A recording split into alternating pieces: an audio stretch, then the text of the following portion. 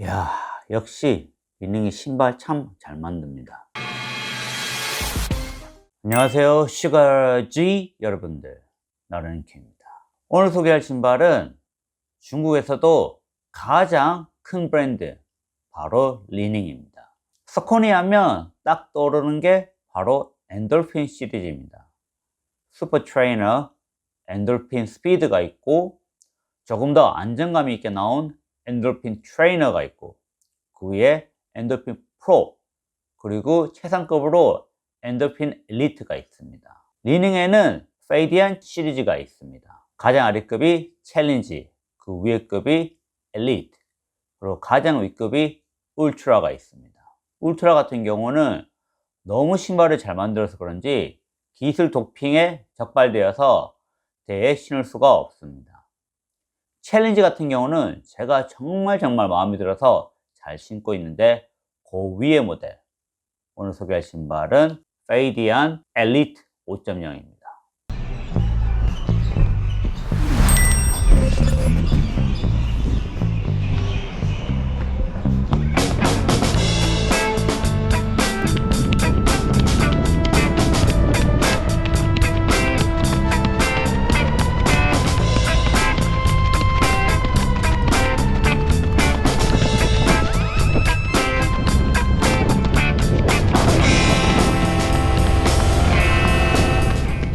디스클레이머입니다.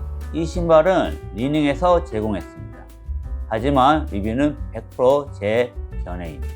어떠한 정부 요청 또는 재정 지원 전혀 없었습니다. 자, 그럼 이 신발이 어떤 신발인지 함께 알아보겠습니다. 먼저 사이즈입니다. 사이즈는 반업을 했습니다. 제가 챌린지 같은 경우는 정 사이즈 했는데 조금 길이가 짧은 것 같아서 아쉬웠기 때문에 이 제품 같은 경우는 반업 255로 했습니다. 중국 사이즈는 250입니다. 딱 반업 하니까 살짝 공간이 있는 것 같지만 나쁘지는 않았습니다. 챌린지에 비해서 발볼이 조금 더 공간이 있습니다. 정 사이즈 했어도 나쁘지 않을 것 같지만 그래도 반업 안전빵으로 했는데 딱히 불편함 없었습니다. 힐슬립 같은 경우도 없었기 때문에 반업을 저는 추천합니다. 좀 더 공간감도 넓어졌기 때문에 이번 거는 칼발이 아니라도 편안하게 잘 신을 수 있습니다. 어퍼입니다. 어퍼는 붐5라는 자체 재질을 사용하고 있는데 상당히 괜찮습니다. 챌린지에서도 마음에 들었지만 이 어퍼가 여전히 부드럽습니다.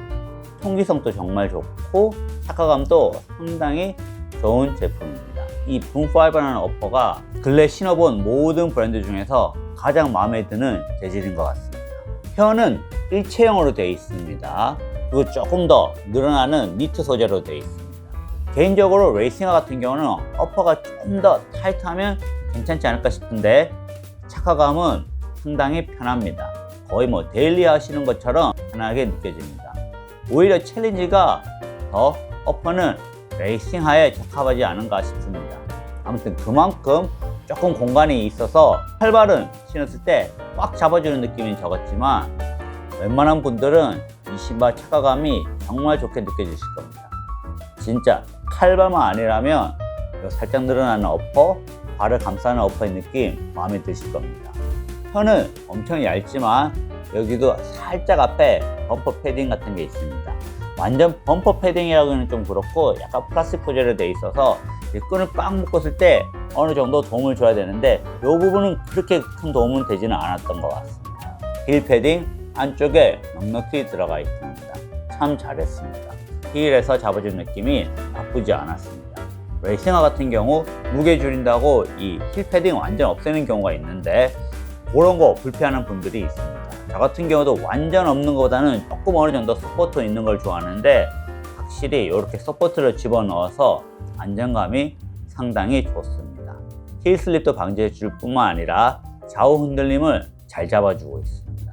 이 어퍼의 느낌은 최상급 카본 레이싱화의 피팅보다는 좀 더 편한 피팅입니다. 그렇지만 통기성도 좋고 착화감이 너무나 좋았기 때문에 매우 만족스러웠습니다. 레이스락 정도가 없었는 게 유일한 단점이었다면 그거 외에는 너무나 괜찮았습니다. midsole입니다. midsole은 붐을 사용하고 있습니다. 알리파틱 TPU가 아닌가 싶습니다. 그래서 이 신발의 미솔 느낌은 완전 푹신한 것도 아니고 완전 단단한 것도 아닙니다. 알파플라이 3나 이번에 나온 아디오스 프로 4보다는 탱탱합니다. 그렇지만 361도의 다른 카보나나 엑스텝의 카보나보다는 좀 더 부드럽습니다. 이 아디오스 프로 3보다도 확실히 살짝 부드럽지만 프로 4보다는 단단하다는 딱 그 중간 사이 느낌이라고 생각하시면 됩니다. 저는 이 신발의 느낌이 정말 좋습니다.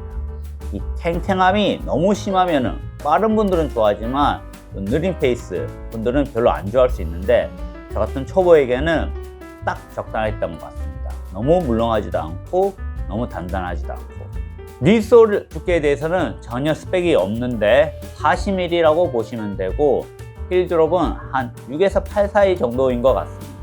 엄청 어그레시브, 공격적이지 않고 일반 카보나의 평균적인 정도로 느껴졌습니다. 6분대, 5분대, 4분대 다 느낌이 좋았습니다. 무엇보다도 이 신발의 안정감 상당히 좋습니다. 고수분들은 어떻게 해서든 무게를 줄여서 가벼운 신발을 선호하는 경향이 있다면 초보 같은 경우에는 어느 정도 안정감이 있어야지 신을 수가 있습니다. 이 신발 같은 경우는 고수뿐만 아니라 초보들 느린 페이스에서도 느낌이 괜찮았습니다. 물론 좀 더 조깅 페이스로 신을 거면 챌린지라는 제품이 있지만 저는 전반적으로 참 좋았습니다. 아웃솔입니다. 아웃솔은 중국 신발답게 고무가 많이 들어가 있습니다. 많이 들어가 있고 제가 이거 트레일에서 신고 달렸는데 전혀 문제 없습니다. 물론 이제 트레일에 신을 때는 요 사이에 돌이 바뀌는 경우가 종종 있는데 그거 빼고는 진짜 신발 내구성은 걱정 안 하셔도 됩니다. 이런 부분은 오히려 메이저 브랜드가 조금 더 신경을 써야 되지 않나 싶습니다. 신발이 한두 푼도 아니고 30만 원이 넘어가는데 아웃솔 내구성 약 5g 정도만 더 하면 충분히 잘 만들 수 있습니다. 그거는 메이저 브랜드들이 좀 더 배워야 할 것 같습니다. 이 신발의 무게 255 사이즈 기준 184g이었습니다. 아디오스 프로 4에 비해서는 5g 더 무거웠고 엔돌핀 엘리트 2에 비해서는 5g 더 가벼웠습니다. 이 정도 무게면 진짜 잘 나왔습니다. 더구나 이 어퍼의 편안한 착화감과 안정감에다가 미솔까지 안정감이 있는데 이 무게는 제가 봤을 때는 너무너무 잘 나온 무게입니다. 총평합니다. 이 신발 최상급 카보나가 맞습니다. 오히려 착화감 면에서는 웬만한 카보나보다 더 뛰어납니다. 칼발인 저에게는 아무래도 이 어퍼가 꽉 잡아주는 느낌이 살짝 부족했지만 웬만한 분들한테는 오히려 좀 더 공간감이 있어서 정말 좋을 거라고 생각합니다. 칼발보다는 좀 더 발볼 있는 분들, 발등 높은 분들이 더 편해하지 않을까 싶습니다. 그렇더라도 이게 혀가 일체형이기 때문에 왕발볼로 보는 리밸런스가 가장 편할 것 같지만 웬만한 분들에게는 정말 마음에 들고 딱히 깔 게 없었던 신발입니다. 심지어 이 신발은 이미 검증되었습니다. 지난주 세비야 마라톤에서 당당히 1등을 차지했습니다. 내구성도 좋고 그립감도 좋고 진짜 이 신발은 정말 잘 나온 것 같습니다. 유일한 단점이라고는 아무래도 국내에는 시착해볼 매장이 없기 때문에 사이즈 알아보는 게 조금 힘들 것 같습니다. 또한 가격이 20만원대가 넘어가기 때문에 관세를 낼 수밖에 없습니다. 과연 중국 신발을 30만원 주고 살 가치가 있느냐? 그게 가장 큰 문제가 아닌가 싶습니다. 만약에 이 신발이 관세가 나오지 않고 20만원 초반대에 구매할 수 있다면 저는 강력히 추천할 수 있습니다. 제가 엑스텝도 신어보고 361도도 신어봤지만 두 제품 다 가성비가 정말 좋다면 이 신발은 가성비를 떠나서 신발 퀄리티가 진짜 좋습니다. 오히려 웬만한 메이저 브랜드보다 더 잘 나온 것 같습니다. 기회가 되신다면 한번 신어보시기 바랍니다.